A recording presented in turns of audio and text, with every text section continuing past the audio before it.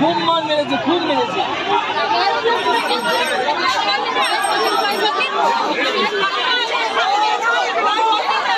যোগ্য চাকরিহারাদের আন্দোলনে উত্তাল গোটা রাজ্য।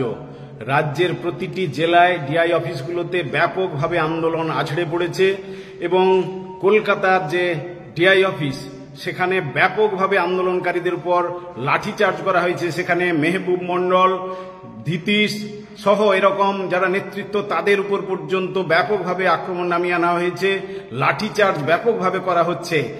এর পরিস্থিতি অনুমান করতে পারছে না রাজ্য সরকার যে কোন দিকে নিয়ে যাওয়া হচ্ছে পরিস্থিতি।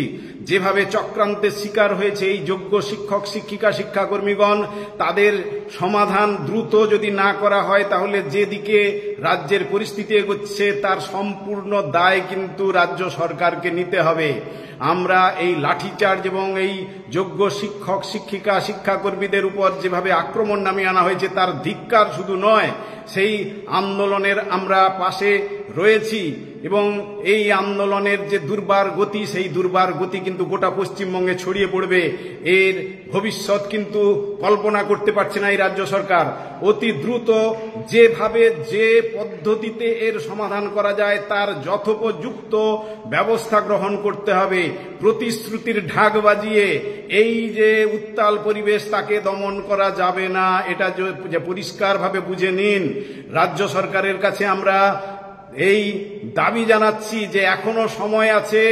আপনারা যে উদ্যোগ নিলে এই যে যোগ্য শিক্ষক শিক্ষিকা শিক্ষাকর্মীদের তাদের যে সসম্মানে পুনর্বহাল করা যাবে তার যথোপযুক্ত ব্যবস্থা গ্রহণ করুন, না হলে কিন্তু যে পরিস্থিতির দিকে এগোচ্ছে তার জন্য সম্পূর্ণ দায় আপনাদেরকে নিতে হবে।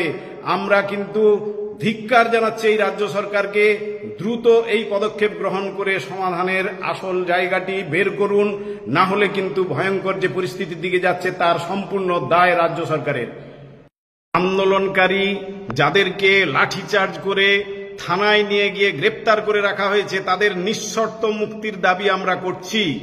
সমস্ত শুভবুদ্ধি সম্পন্ন মানুষ, শিক্ষক শিক্ষাকর্মী শিক্ষানুরাগী ব্যক্তিবর্গ, এই যে আন্দোলন এই আন্দোলনের পাশে আপনারা থাকুন।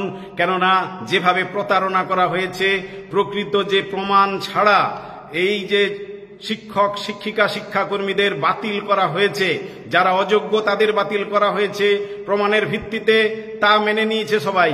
কিন্তু যাদের বিরুদ্ধে একটাও কোনো প্রমাণ আজ পর্যন্ত পাওয়া যায়নি তাদেরকে বাতিল করা হলো কেন? এবং যথাযথভাবে মিরর যে ইমেজ তা যথাযথভাবে প্রকাশের মধ্য দিয়ে যোগ্য অযোগ্য তালিকা প্রকাশের দাবিতে যে উত্তাল পরিবেশ গড়ে উঠেছে, আন্দোলন গড়ে উঠেছে, তার পাশে সর্বতোভাবে সকলকে থাকার আহ্বান জানাচ্ছি। নমস্কার, আমি কিঙ্কর অধিকারী, সাধারণ সম্পাদক শিক্ষানুরাগী ঐক্য মঞ্চ।